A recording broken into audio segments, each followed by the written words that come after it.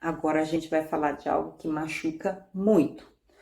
Como a violência sexual, ela afeta o desenvolvimento e o comportamento da criança nos anos seguintes. Dá uma olhada aqui na história da Elizabeth. Vagina Okay. until it bled, hurted a lot until it bled, and he'd hit on me, wouldn't be very nice to me. How old were you? One, And in your nightmare, what happens? I get real scared. Where are you in the nightmare? What happens in the dream? I'm in the house upstairs. And then what happens then? When he comes upstairs and hurt.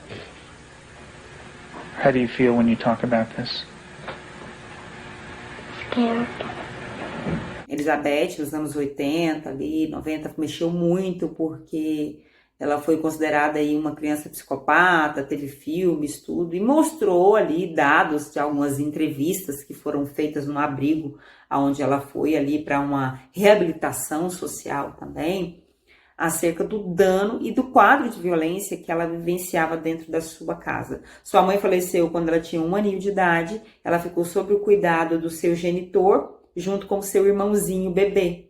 Então, ali, ela começou a vivenciar uma série de violências, principalmente violência sexual, física, moral, em todos os sentidos.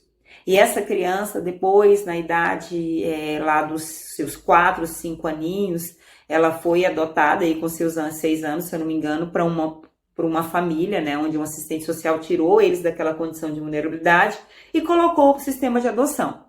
Mas aí Elizabeth, ela começou a emitir comportamentos muito violentos com seu irmãozinho e tentar comportamentos totalmente fora da realidade para uma criança de 5, 6, 7 anos de idade.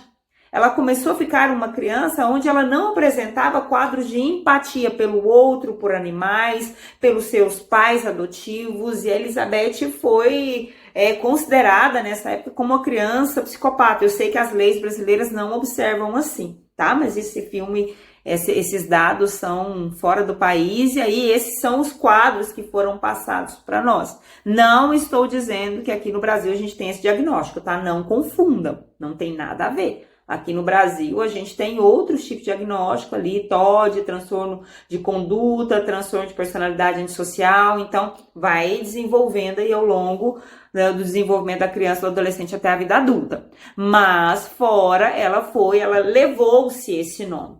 Mas eu quero chamar a atenção de vocês aqui para o índice de violência sexual que vocês observam nesse relato dessa criança.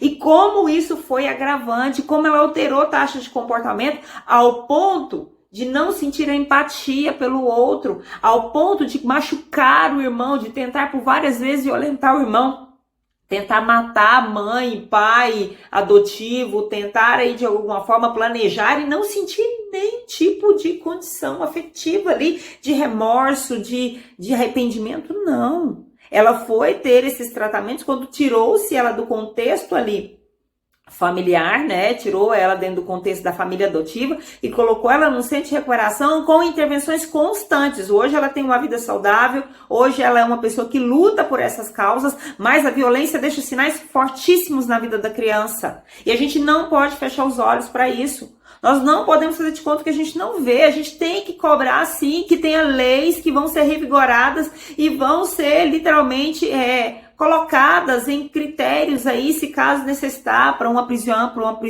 para uma retirada das crianças, cobrar aí que tenha casas acolhedoras, cobrar que tenha realmente condições de cuidar dessas crianças. O caso da Elizabeth, se você presta atenção nessa cena, ela tem sonhos, ela é uma criança que ela ficou atormentada psicologicamente e ela foi fugindo totalmente da realidade. Isso é grave, ela era só uma criança. Entendeu? Então a gente precisa olhar isso com muita, muita clareza. E aí alterações de comportamentos, ele não ocorreu de uma hora para outra. Essa criança foi vivendo violência uma atrás da outra pelo seu genitor, que também era usuário de substâncias, um usuário de álcool aí, que agrava muito, potencializa muito a condição da violência com a criança e com o adolescente. E aí onde a gente observa o quadro da Elizabeth, e aí a gente fica com medo, a gente tece nomes, mas ela é só uma criança. Ela era só uma criança. E a violência com ela ocorria todos os dias de forma repetida e com negligência e abandono, ao ponto do governo ter que intervir, retirar do contexto familiar, porque o genitor não tinha condições de cuidar. Pelo contrário, ele machucava e violentava, agredia essa criança.